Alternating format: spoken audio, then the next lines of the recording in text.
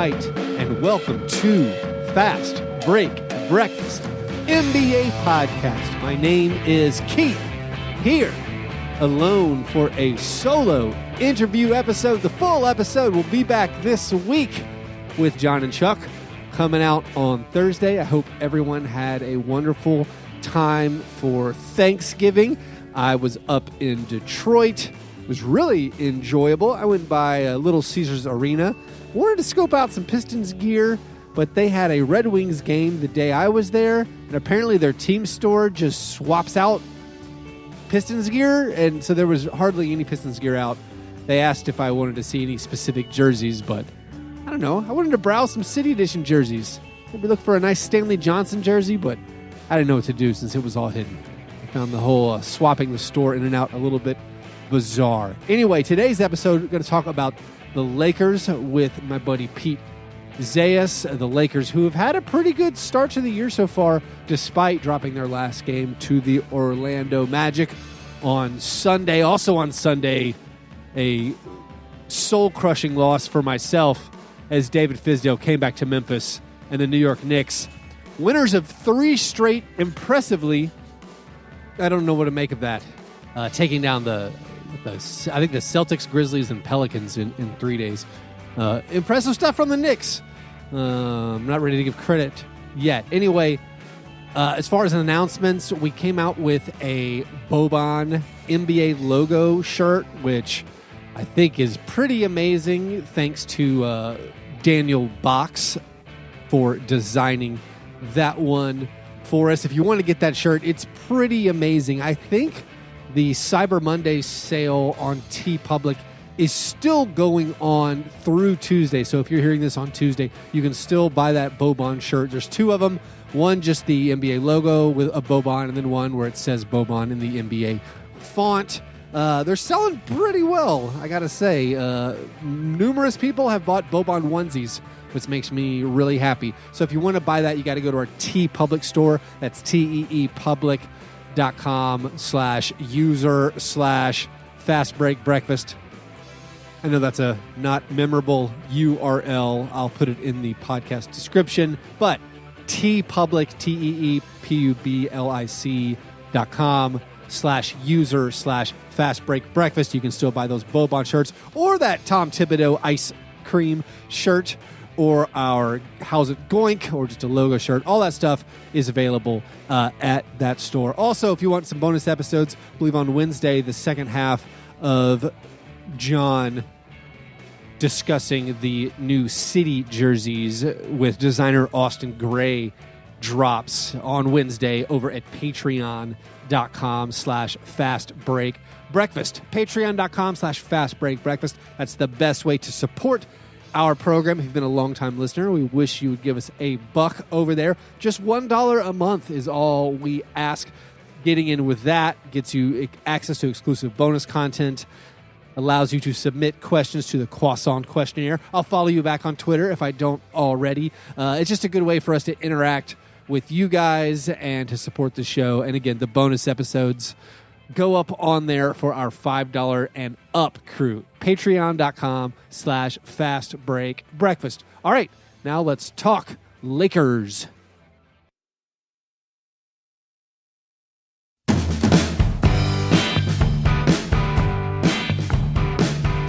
My guest today is a Lakers analyst for The Athletic and SB Nation, Pete Zayas, Mr. Laker Film Room himself. Pete, how's it going? I'm doing well, man. You're one of my favorites. It's good to be on the show. Oh, so kind, so generous. You're still doing everything. Did I get everything right as far as your bio? I can't keep track. Yeah. I've got like 5 part-time jobs right now. It's actually nice. It helps me stay autonomous because I have so many bosses that none of them are really my boss. So it's a good way to live. I like it. You're so spread out. If someone threatens you, you're like, yeah, whatever, man. Exactly. that was the plan all along.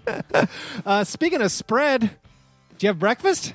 That's kind of a reach there. Sorry. But anyway, did you have breakfast? So this is the part I was afraid of coming on the show. People hate this part. This may be like, no, I don't hate it. It's just, I I got really fat last year. I'm still fat, but I got really fat last year. I have a sedentary lifestyle where I sit down and watch videos and break them down and whatnot. And it's prone to, sitting for 15 hours a day, basically. And so I tried to lose weight starting at the beginning of the summer, and I have. But as a result of that, I have had, God, I hate saying this on this show of all shows, I've had a protein bar for breakfast every day for probably the last 3 months. Oh. Isn't that sad? No, it's not sad at all. I mean, the lack of variety might be sad, but we're non-judgmental as far as breakfasts go, except for cream of wheat. We have declared that cream of wheat is the worst. But besides that, no, if you do a protein bar, that's fine. We're all about people living their best lives and having breakfast. So if that's a protein bar, go for it. That went better than I expected it to. So thank you for your grace, Keith. Good. What when you are slimming up, what is Pete Zayas, the basketball player? Are you a round mound or rebound? What's your basketball playing style? It's funny. So I'm a short guy. I know. I know you're not the tallest. I am a miniature Luke Walton with a jump shot. So all right. I was fortunate enough so I'm not particularly interested in playing defense.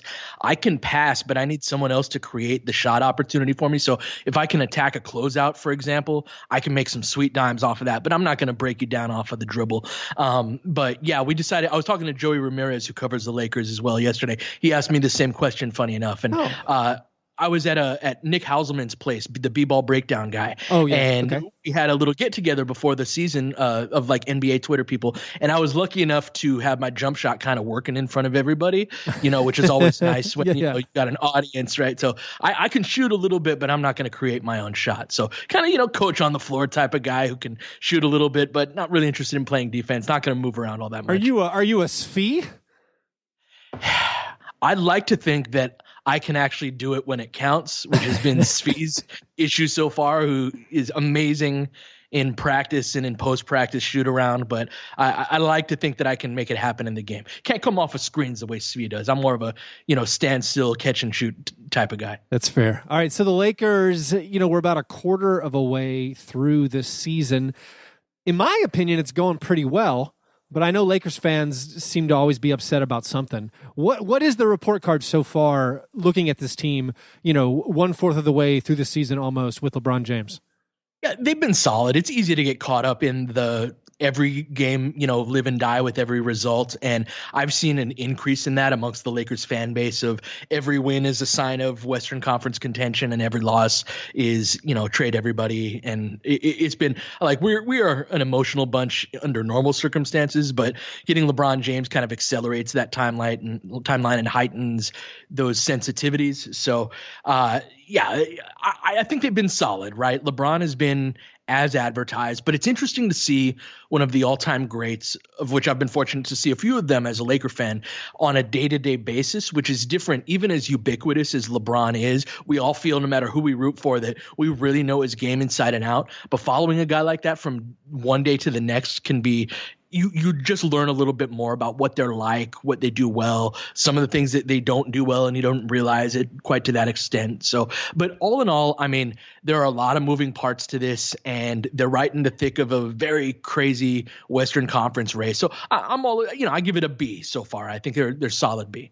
I feel like they were set up for disappointment, or coming into the year, I thought it was more than likely we would have some of those early days of the Heatles panic, like, oh, we're 9-11, we're 8-12. Like, they're doing fine. Like, they're sitting so far with 11 wins as we speak on a Monday evening. So, and actually, this is interesting. On John Schumann's power rankings, he was spelling out how the number of wins you have after 20 games is very predictive over the last 15 full 82-game seasons. If a team gets to 12 wins in the Western Conference or Eastern Conference, both conferences, they have a 92% chance of making the playoffs. As in, I'm saying that wrong as far as the predictive nature of that. 92% of the teams in the last 15 full NBA seasons, if they had 12 wins, 20 games in, they made the playoffs. The Lakers have a chance to get that 12th win at Denver. If they lose, only 55% of Western Conference teams with 11 wins after 20 games have made the playoffs. So don't want to put too much extra weight on that game at Denver. But anyway, all that to say, I feel like it hasn't been a disappointment. It hasn't been a letdown. If you throw out the games against the Orlando Magic, it's been a really good start to the season, right? Yeah, no, very, very much so. They have gotten better faster than I expected them to on the defensive end. That was something that, I before the season, I thought kind of their ceiling was like 18th in the NBA, and it's been touch and go, but they've really made nice progress on that end. And when you got LeBron James on your team, you kind of have a built-in top 10, top 12 offense, no matter how poorly it may be clicking together in certain aspects. LeBron's going to bring that. So if you can be okay on the defensive end, you're going to be all right overall, and that's what we've seen. Well, I think I checked today, and they're actually 10th according to Cleaning the Glass on points per possession on defense, which was like higher than I anticipated. I felt like I guess lazily been watching, thinking like, oh yeah, LeBron's teaching the bad habits. They're getting lazy on D, they're getting beat. But like I was surprised they were actually at the very end of the top 10 as far as defense in the league. Yeah, it's interesting because how they arrive there is there are definitely those possessions where LeBron drives you crazy for not getting back in transition defense, which is what their biggest weakness is, or not helping out from the weak side. And you see they lost to Orlando in the game on Sunday, and there was a stretch in the second and third quarter where it was just a layup and dunk contest for Aaron Gordon and other guys, which makes the fact that they're 10th all the more interesting because when they're locked in, they've actually been legitimately good on the defensive end when they're locked in and trying. And that's difficult to do 48 minutes a game for 82 games. But I've been very encouraged by the fact that when they want to defend, they're actually pretty good at it. So one of the big questions coming into the year after LeBron James signed, then the Lakers were kind of ridiculed for bringing in the Suicide Squad of characters, all those different, maybe quirky is the word, free agents. And then the question was, how is Luke Walton going to incorporate these guys, or who's going to play? Like you have this young core coming back. So how do you think those random free agents have been integrated by Luke Walton, and how is he mixing in the younger core with these veterans? So the veterans have been a little bit better than I expected, and the young core is taking a little longer to acclimate. So JaVale McGee, we have to start with him in terms of the Suicide Squad type of guys.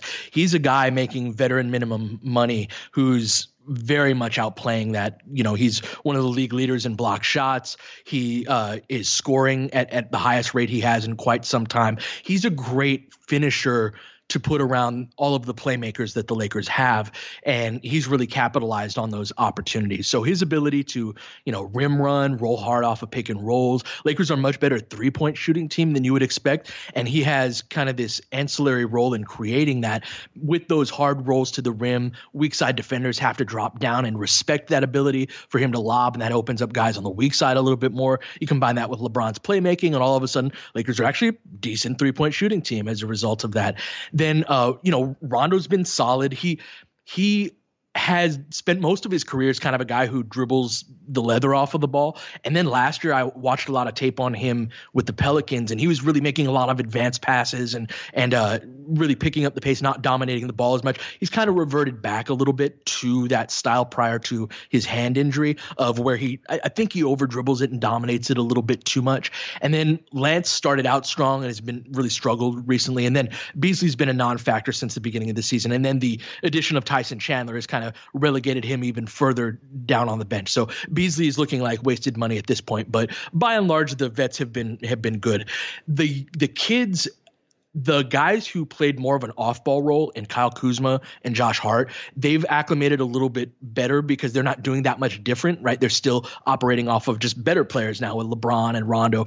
Lonzo and Ingram in particular, they've been struggling a bit to find their way as guys whose touches have reduced a bit. Ingram's been very productive when LeBron's off of the court, but when he's on the court, they've had a hard time finding synergy. I think there's been like 10 assists from LeBron to Ingram all year, and he's had a lot more to everyone else. And Lonzo's still finding his way both in terms of getting in shape and figuring out who he is as a scorer, and how he can complement with his playmaking ability. He's been really good on the defensive end. So yeah, Ingram and Lonzo have been the guys that have taken a little longer to acclimate. So I feel like there's been a lot of second, third year players that people were anticipating would make a leap across the league, like Donovan Mitchell, Jason Tatum, Jamal Murray. It's all gone a little slower than I think we anticipated. And so same thing here with like Brandon Ingram, Lonzo Ball, maybe not taking a step forward that maybe we anticipated or hoped for, like even non-Laker fan wise. Like I thought they'd maybe be a little bit better this season. So when I see Lakers fans talking last summer, anytime there was a trade